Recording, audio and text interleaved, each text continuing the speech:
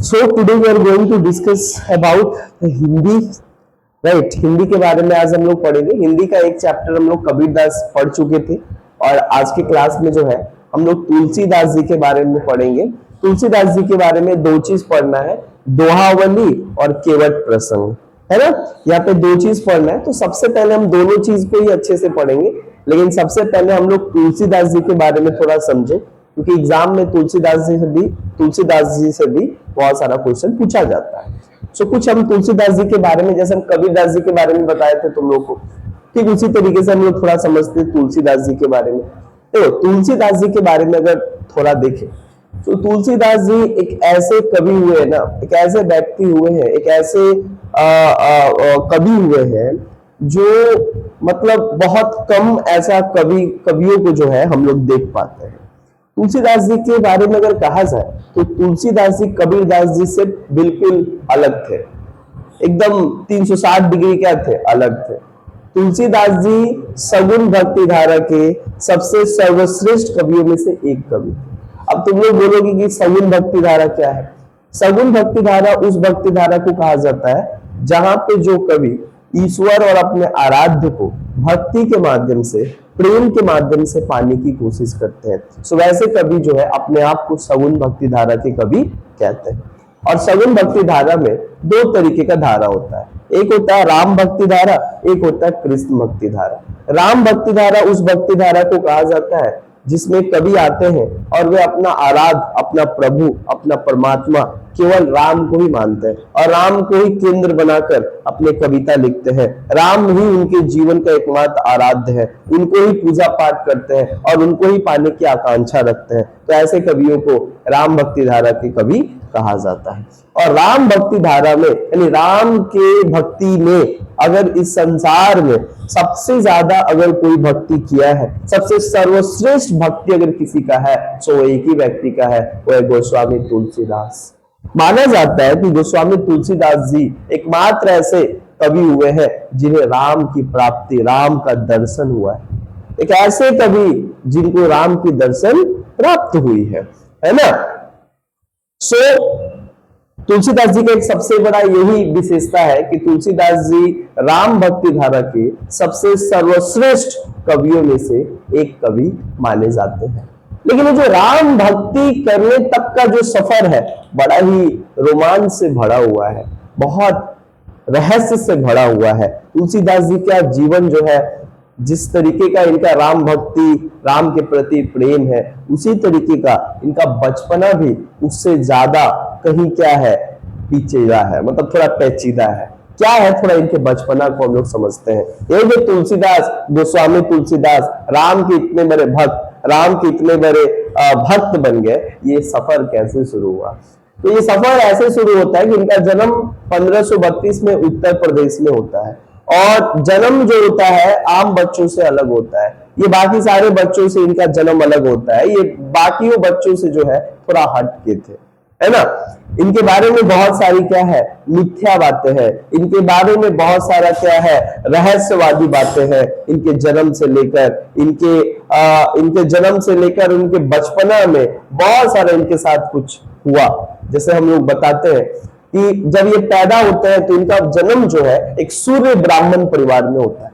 इनका जन्म जो है एक सूर्य ब्राह्मण परिवार में होता है, यानी कुल मिलाकर तुम समझ सकते हो कि ब्राह्मण परिवार में क्या होता है, इनका जन्म होता है। अच्छा, जब जन्म होता है तो हर बच्चा जब जन्म लेता है, सो नॉर्मली बच्चा जो जन्म लेता है वो 9 महीने में बच्चा जन्म लेता है, लेकिन इनका जन्म 12 महीने में होता है, जो अपने आप में एक बहुत बड़ा सोचने वाला विषय था कि ऐसा क्यों है। समाज के लोगों का कहना था कि जरूर इनके पेरेंट्स, जरूर इनके माता पिता कुछ पूजा पाठ में कुछ गलती किए होंगे, जरूर उनके माता पिता कुछ ना कुछ गलत काम किए होंगे या कुछ ना कुछ उनसे गलती हो गई होगी जिसका कारण उनको ये सारा कुछ उठाना पड़ रहा है। ऊपर से जिस युग में इनका जिस समय यानी जिस टाइम इनका जन्म होता है वो टाइम भद्रक काल कहा जाता है, यानी जो एक बहुत ही क्या बोला, अपशगुन काल माना जाता है कि जिस टाइम पे अगर कोई जो बच्चा पैदा होता है वो अपने परिवार के लिए बहुत ज्यादा अपशगुन होता है। और वही होता है जब ये पैदा लेते हैं, एक तो इनका 12 महीना में पैदा होते हैं और जब बच्चा पैदा होता है तो सबसे पहले क्या होता है, वो रोता है, चीखता है, कानता है, लेकिन ये कुछ नहीं कर रहे थे। ये इनके मुंह से एक ही शब्द निकल रहा था, हे राम हे राम हे राम। ये भी चौंकाने वाला बात था कि बाकी सारे बच्चे एक तरफ और ये एक तरफ, जहां पे पैदा होते ही इनके मुंह से आवाज आता है राम, न रोना न बिलखना न चीखना। ये एक और बहुत बड़ी रहस्यवादी इनके जन्म के साथ हुआ। एक और घटना हुआ कि जब बच्चा पैदा होता है तो उसका कोई दांत नहीं होता है। जब ये पैदा होता है तो 32 का 32 दांत इनके इनके पास होता है। लोग और ज्यादा क्या होते हैं, परेशान हो जाते हैं, लोग और दंग हो जाते हैं, ये सब कुछ क्यों हो रहा है, ये सब कुछ कैसे हो रहा है। अमूमन तो ऐसा देखने को हम लोग को नहीं मिलता है। अच्छा, जब ये पैदा होते हैं तो इनकी माँ इनको छोड़ के चली जाती है। पैदा होते ही क्या होता है, इनकी माँ का मृत्यु हो जाता है। तो समाज के लोग और बोलते कि तो अपशगुन का ये है, अगर पैदा होते ही अपनी माँ को खत्म कर दे, माँ को ये कर दे, माँ अब इस दुनिया में नहीं रही, तो यानी कि क्या मतलब है, यानी कि यही मतलब है कि ये जो बच्चा है ये अपशगुन है। बाद में समाज के लोग क्या कहता था कि जिस काल में बच्चा पैदा हुआ था ये अपने पिता के लिए बहुत बड़ा संकट खड़ा कर सकता है। बाद में उनके पिता कुछ दिनों को पालने पोसने के बाद पिता भी क्या करते हैं, इनको घर से निकाल देते हैं और बचपन में क्या करते हैं, इनको बाहर ले जाकर छोड़ देते हैं। बाहर चीखते हैं, कांदते हैं, रोते हैं और तब तक उधर से एक दासी आती है और एक दासी का नजर इनके ऊपर बच्चा पे पड़ता है और दासी क्या करती है, इनको अपनाती है, अपने घर ले जाती है, इनका देखरेख करती है, पालन पोषण करती है। और बाद में जो है वही दासी बड़े जब थोड़ा हो जाते हैं, उतना भी बड़े क्या, उस समय समाज में 15वीं 16वीं शताब्दी का समाज जहां पे बहुत ज्यादा छुआछूत, बहुत ज्यादा बाल विवाह उसमें बहुत बड़े पैमाने पे चलता था। तो काफी कम उम्र में इनका जो दासी है, जो दासी इनका पालन पोषण की, उस दासी का नाम था मुनिया। क्या नाम था, मुनिया। और वो दासी क्या करती है, ले जाती है और ले जाकर इनका पालन पोषण करती है, देखरेख करती है। और वही दासी जो है, ना वहां पे गलत लिखा है, मुनिया, इनका नाम होगा मुनिया। इसके अलावा देखा जाए तो वही दासी क्या करती है, वो तो खुद भी गरीब थी बट इसके बाद भी इनका देख रेख करती है, पालन पोषण करती है। बाद के टाइम पे क्या होता है, वो शादी भी करवाती है। इनका शादी वो रत्नावली नाम की एक स्त्री से करवाती है और रत्नावली से जब इनका विवाह होता है तो दासी भी यानी इनकी जो पालन पोषण की थी उनका भी देहांत हो जाता है। तो इनके जीवन में हमेशा अकेलापन का ये शिकार रहे, माँ बाप का प्यार नहीं मिला, दासी से कुछ पालन पोषण मिला लेकिन उसके बाद दासी भी चली गई। अब उनके जीवन में एक ही व्यक्ति है, एक ही स्त्री है जिसको वो अपना सब कुछ मानते थे, अपना बाप मानते थे, अपने माँ मानते थे, अपना सब कुछ उसको ही मानते थे, रत्नावली को। और रत्नावली से बेहद मोहब्बत करते थे, बहुत प्यार करते थे और अब उनके बगैर ये नहीं रह सकते थे। इस तरीके का इनका पागलपन था रत्नावली को लेके। लेकिन अचानक क्या होता है कि वही रत्नावली इनको अचानक क्या होता है, एक दिन वो बिना बताए इनको मायके चली जाती है, जिससे वो बेहद प्रेम करते थे, क्योंकि माँ बाप का प्रेम इनको मिला नहीं, माँ बाप का छत्र छाया इनको मिला नहीं। तो अब जो है वो रत्नावली से ही प्रेम करते थे, रत्नावली के साथ ही रहा करते थे, है ना। तो रत्नावली अचानक एक दिन क्या करती है कि इनको बिना बताए क्या करती है, ये मायके चली जाती है। और मायके क्या था कि इस तरफ तालाब का इस तरफ, नदी के इस तरफ इनका घर था और नदी के उस तरफ रत्नावली के घर था। पहले के जमाने में ऐसी शादी होता था, इस पार उस पार, है ना। तो क्या होता है कि रत्नावली इनको बिना बताए सुबह सुबह क्या करती है, वो चली जाती है अपने मायके। ये क्या करते हैं, सुबह तक इंतजार करते हैं, शाम तक इंतजार करते हैं, लेकिन जब सूर्य ढलने लगता है तो सूर्य के ढलने के साथ साथ इनका चिंता, इनका परेशानी, इनका जो मतलब क्या बोलेंगे, बहुत सारा चीज सोचने लगते हैं कि रत्नावली कैसे होगी, ठीक होगी कि नहीं, है ना, अकेली होगी कि क्या कर रही होगी। ये तमाम बातें उनके मन में और दिमाग में जो है आने लगता है। और रत्नावली के प्रति जो उनका प्रेम है वो देखा जा सकता है, और प्रेम बोलो, पागलपन बोलो, कुछ भी बोलो। तो तुलसीदास जी बहुत बहुत ज्यादा प्रेम करते थे रत्नावली से, और यही कारण है कि इनके मायके चले जाने के बाद ये परेशान हो जाते हैं और उनके बारे में चिंता करते हैं। और जब उनसे नहीं सहा जाता है, नहीं रहा जाता है, तो ये क्या करते हैं, अर्धरात्रि को ये अपने घर से निकल जाते हैं। आंधी तूफान, बादल गरज रहा है, बिजली गरज रहा है, पानी पड़ रहा है, आंधी तूफान हो रहा है, अपनी जान का परवाह किए बगैर तुलसीदास जी, उस समय तुलसीदास जी नहीं थे, इनका बचपन का नाम राम बोला था, तो उस टाइम पे ये क्या करते थे, ये निकल जाते हैं घर से, और घर से निकलने के बाद पास के तालाब के नदी के पास पहुंचते हैं, और इतना पागलपन उनके भूत सवार था रत्नावली को लेकर कि एक पटरा था, उस पटरा पे क्या करते हैं, लात धरते हैं और दोनों तरफ से लकड़ी मारते हुए उस पार पहुंचते हैं। कैसे भी उस पार पहुंचते, उस पार पहुंचने के बाद रात ज्यादा हो गई थी, डायरेक्ट इंट्रेंस से यानी मेन गेट से तो घर जाया नहीं जा सकता है, तो ये क्या करते हैं, उनके घर में ना एक लाइक बगल में जो है एक ब्रिज था बहुत बड़ा, उसका छाल पकड़ के, रात को क्या नहीं दिखाई देता है, छाल पकड़ के क्या करते हैं, ये चढ़ जाते हैं और डायरेक्ट क्या करते हैं, रत्नावली के घर पे घर में आ जाते हैं। रत्नावली देखकर चौंक जाती है कि भाई कैसे आ गए। अब रत्नावली क्या होती है, बिना कुछ सोचे समझे रत्नावली जो है समाज के लोक लज्जा के भाव से, कि समाज क्या सोचेगा अगर जान जाएगा तो, है ना, समाज, खानदान, कुल क्या समझेगा, समाज में तो मेरा हीन होता हो जाएगा, सब लोग क्या क्या सोचेंगे हमारे बारे में। और रत्नावली बिना कुछ सोचे जो है राम बोला यानी तुलसीदास जी को करी खोटी सुनाती है, बहुत सुनाती है, और बोलती है कि कम से कम अपना नहीं तो मेरा इज्जत का ख्याल रखते, है ना, इस तरह आने की क्या जरूरत थी, क्या विपत्ति आपके ऊपर टूट गई कि आपको आना पड़ा, है ना। बाद में सारा कुछ तो सुनाती है, लेकिन लास्ट में एक बहुत लगने वाला बात कह जाती है, और तुलसीदास जी को बहुत लग जाता है ये बात। ये कहती है कि रत्नावली बोलती है और गुस्सा में कह देती है कि अस्थि चर्म में देहमम काम ऐसी प्रीति प्रभु श्री राम में हो तो हौ भव भीति। और बोल देती है कि इस मिट्टी के शरीर से आपको इतना लगाव है, इतना प्रेम है, अगर यही प्रेम, यही श्रद्धा, यही लगाव अगर प्रभु श्री राम में होता तो आपका जीवन सफल हो जाता, है ना। ये कभी कोटी वो नहीं समझती रत्नावली, लेकिन वो बोल देती है, लेकिन तुलसीदास जी वहां पे खड़े रह के सोचते हैं और ये बात उनको लग जाता है, आंखों से आंसू आता है, और उसके बाद वो पीछे मुड़ते ठीक वही रास्ते से उतरते हैं। जब वो उतरते हैं तो देखते हैं जो छाल से हम चढ़ के गए वो छाल नहीं, वो सांप था।